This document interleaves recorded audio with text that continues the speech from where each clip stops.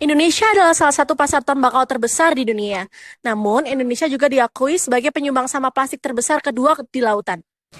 Jenis polutan tertinggi dari produk plastik yang paling banyak ditemukan adalah puntung rokok.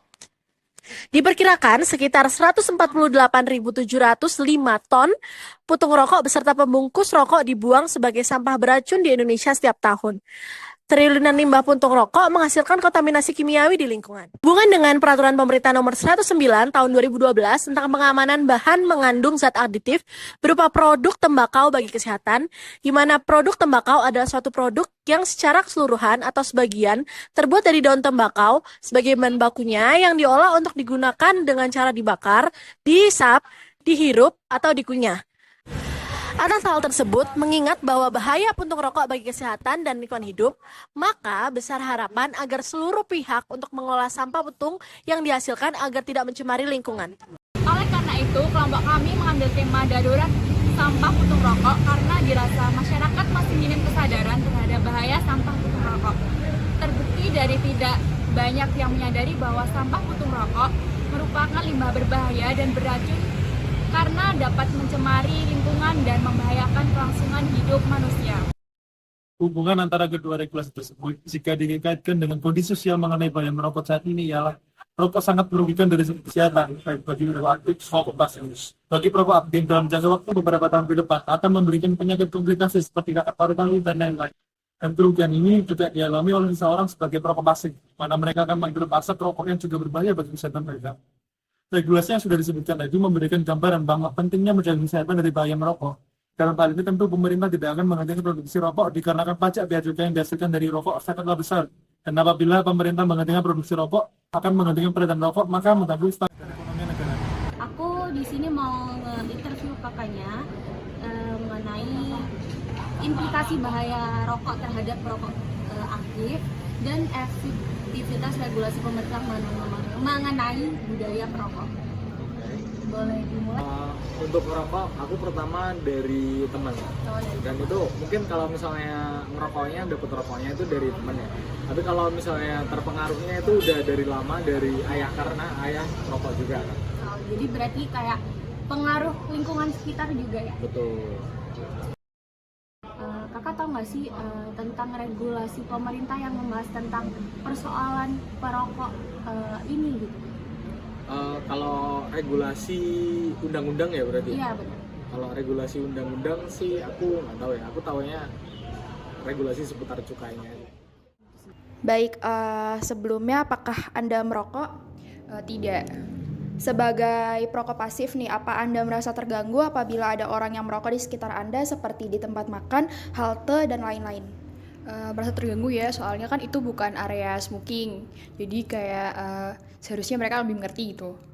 Lalu, menurut Anda apakah merokok itu sangat merugikan? Iya sih menurut saya, tapi tergantung orangnya juga. Jadi kayak gitu. Nah yang terakhir nih, saran seperti apa sih supaya orang-orang yang merokok di tempat umum ini dapat berhenti?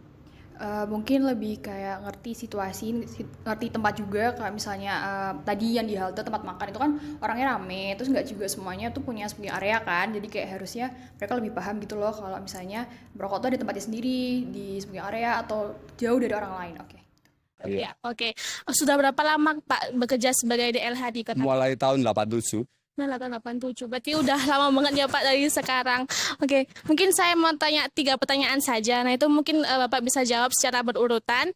Yang pertama itu saya mau tanya mengenai apakah Bapak sering melihat sampah terkait puntung rokok ataupun sampah yang lainnya yang berserakan di Kota Malang dan Banyak banget. Ada puntung rokok, ada sisa makanan, ada yang lain-lain. Orang itu banyak manusia atau banyak orang lewat sini akhirnya buang sampah sembarangan pada tempatnya, akhirnya ya berserakan di jalan. Oke. Nah, terkait hal itu apakah dari pemerintah sendiri itu setelah menyediakan kayak tempat sampah atau lain sebagainya, Pak? Sudah. Kalau tempat sampah udah ada, baik itu di kiri jalan atau kanan jalan ada. Emangnya kesadarannya dari masyarakat itu kurang. Di samping itu memang hukumnya itu kurang kuat. Akhirnya orang buang sampah sembarangan, nggak seperti di luar kan. Kalau di luar itu udah ada dendanya. Jadi orang-orangnya itu udah ada peraturan kayak gitu, akhirnya pun juga tahu takut kalau kena denda, akhirnya tempat sampah buangnya. Menurut Bapak sendiri, adakah saran yang harus dilakukan oleh pemerintah supaya masyarakat itu sadar akan pentingnya sampah di daerah Kota Malang khususnya?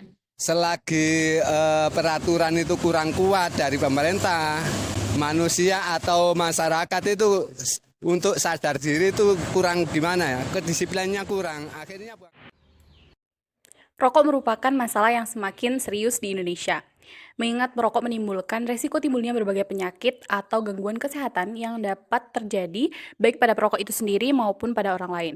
Regulasi pengendalian masalah merokok di Indonesia ada dalam bentuk peraturan perundang-undangan yang dihasilkan oleh badan legislatif maupun eksekutif. Perundang-undangan paling tinggi yang mengatur masalah merokok berupa peraturan pemerintah yang berlaku saat ini, yakni PP nomor 19 tahun 2003. Selain itu, ada juga keluhan dari DLH yang sudah memperingatkan warga yang membuang sampah sembarangan beberapa kali tapi tidak pernah direspon. Berdasarkan dari wawancara yang sudah dilakukan, dapat disimpulkan bahwa narasumber yang tidak merokok lebih sadar akan bahaya merokok dibandingkan dengan narasumber yang merokok. Oleh karena itu, dapat kita lihat bahwa terdapat kebiasaan merokok yang sudah sejak lama dilakukan oleh masyarakat dengan tidak sedikit yang merokok di tempat umum. Hal ini membuat masyarakat yang tidak merokok merasa terganggu, dan kebiasaan tersebut juga membuat hilangnya kesadaran untuk membuang sampah puntung rokok pada tempat sampah. Berbicara mengenai sampah puntung rokok, menurut WHO, ada jutaan perokok yang membuang puntung rokok secara sembarangan. Sering kita lihat sampah puntung rokok di jalan-jalan, selokan, taman, dan lain sebagainya.